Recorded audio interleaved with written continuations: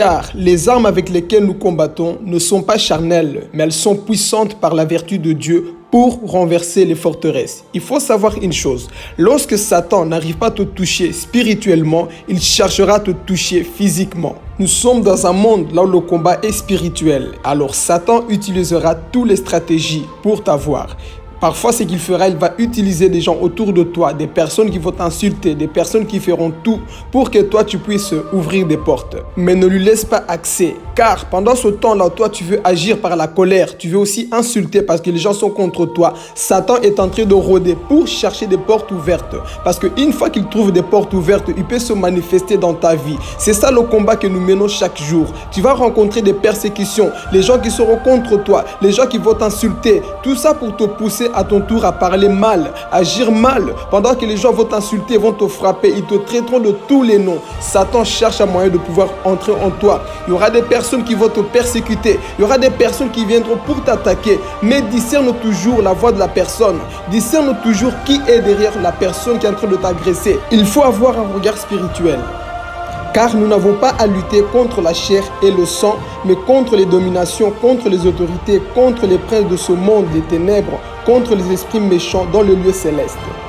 Ton combat n'est pas contre ton frère, mais contre l'esprit qui le pousse à t'attaquer. Il faut savoir une chose, lorsque tu déranges le monde des ténèbres, Satan fera tout pour t'attaquer. Voilà pourquoi il faut avoir le discernement. Il faut toujours être dans le discernement afin de savoir le pourquoi la méchanceté des hommes contre ta vie, pourquoi les hommes t'attaquent. Il faut savoir que lorsque le diable n'arrive pas à te toucher réellement, il fera tout. Il va utiliser les gens, il va te narguer, il fera tout pour que tu puisses agir par la chair. Pourquoi? Parce que lui, il cherche des portes ouvertes dans ta vie. Voilà pourquoi, aie toujours la maîtrise de soi. Tu dois discerner l'esprit qui anime la personne.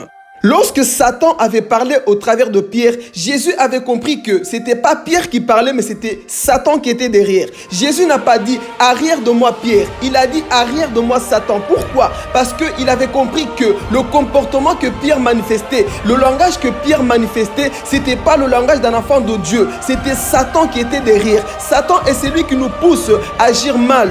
Et il faut avoir le discernement pour comprendre, pour voir qui se cache derrière la persécution, qui se cache derrière ce problème. Lorsque les gens te persécutent, lorsque tu vois la méchanceté en face de toi, discerne toujours l'esprit qui anime cette personne. Il faut le comprendre. Des fois c'est ton homme, des fois c'est ta femme, c'est tes enfants. Ils vont t'énerver, ils vont te pousser à bout. Mais discerne toujours le pourquoi cette persécution, pourquoi cette méchanceté.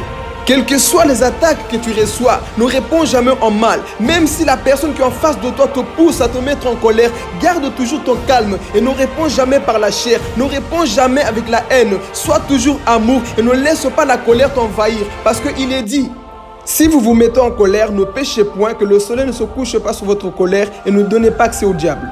Car lorsque tu acceptes de dormir dans la colère, tu as donné la victoire à Satan et il pourra t'attaquer.